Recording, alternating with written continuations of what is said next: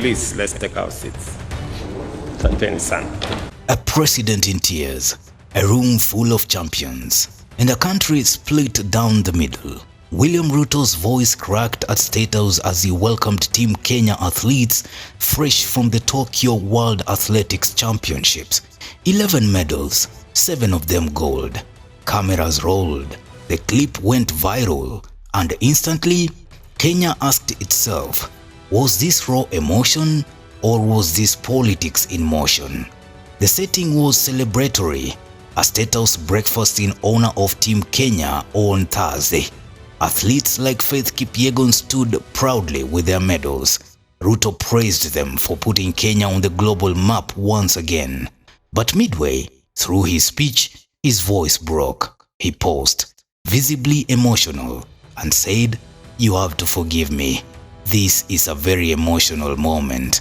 I don't know why." I am pleased to welcome you back home after your historic performance at the World Athletics Championships in Tokyo, Japan.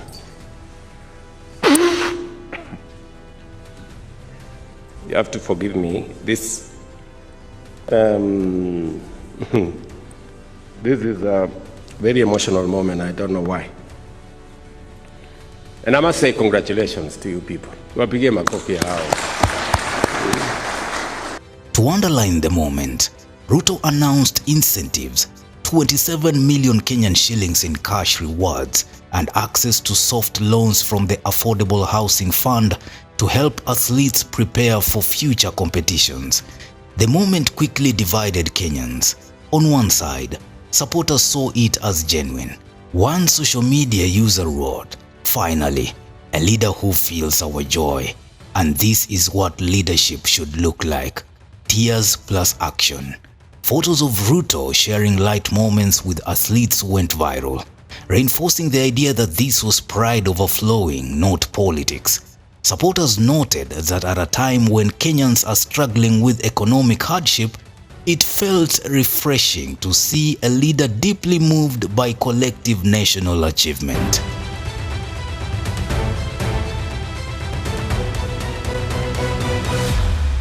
But that is just half of the story. The other half, loud, sharp and skeptical, came from younger Kenyans, Gen Z protesters, still reeling from months of demonstrations and more than 100 reported deaths in clashes with security forces. For them, Ruto's tears were crocodile tears. One viral user said, "Ruto cries when cameras are on, but ignores our tears in the streets." Another one said, "We saw this script in 2022, emotional appeals for votes." On TikTok and Twitter, memes compared his speech to his past campaign breakdowns. Some asked pointedly, where are his tears when families can't buy unga or pay taxes? This split is telling. Older Kenyans and pro-Ruto strongholds in Rift Valley lean positive, but urban youths, opposition backers and those facing the brunt of the economic squeeze remain distrustful. It is not just about tears, it's about credibility. And in politics, credibility is often everything. And here's the twist. This isn't new. Ruto has cried in public before, many times. In 2013, at a Thanksgiving service after Uhuru Kenyatta's election, he sobbed uncontrollably on stage. I'm really sorry. Naomba radhi hakika.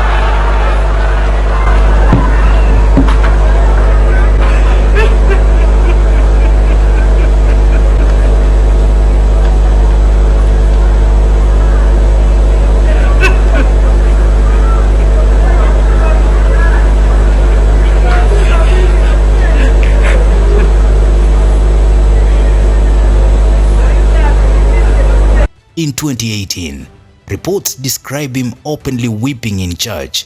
In 2020, he broke down after an 8-year-old recited a poem calling him Uncle Willie. Everyone calls you Your Excellency William Samoei Ruto, but I am the only one who can call you Uncle Willie.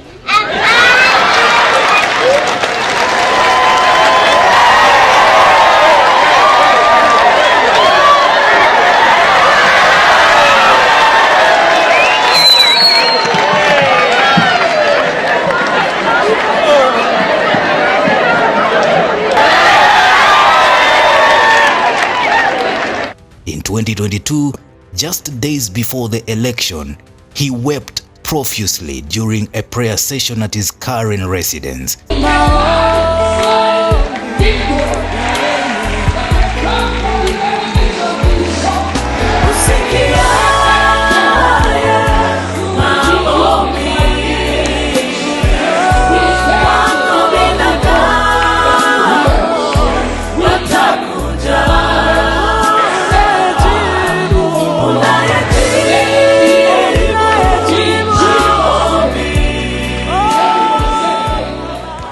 And in a 2025 revelation, Rigathi claimed Ruto even cried privately, pleading for political loyalty. I'm a better person.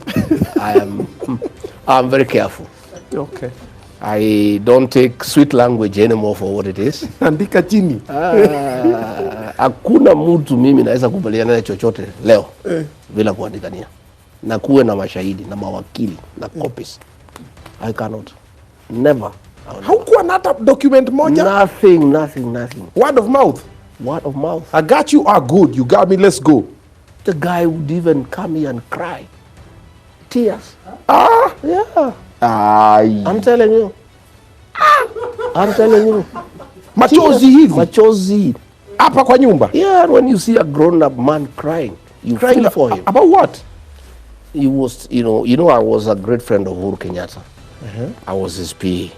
And at one point, he felt like I'm under so much pressure from my family and other people to go back to Uhuru Kenyatta. And he knew if I left him, he's done. So he was here crying. My brother, please, I beg you, don't leave me. I've suffered. I'm a good man. I'm a Christian. My brother, let's stay together. You know, crying tears. And I said, okay, Pastor, let's help this man. So akilia ulikuwa unadu? I was in shock. Hata serviette? Sasa mtu mzima analia machozi anakulilia. Please, my brother, don't abandon me. Yeah? So, but I can tell you. This history fuels the suspicion. Is today's emotion authentic, or is it another page from a very familiar script? So, what should Kenyans make of it? A president with a soft heart, or a politician with a sharp playbook? The answer depends on where you sit. But one thing is certain, with elections around the corner, every tear, every pause, every moment of vulnerability will be scrutinized. And Mr. President, we used to pray with you. You used to speak in tongues. In Kenya's politics, nothing is accidental. And this moment, whether real or staged, may shape how voters see William Ruto in 2027. What do you think about the crying Ruto? Drop your comments. Newsroom, Maisha TV, Ushabi Jr.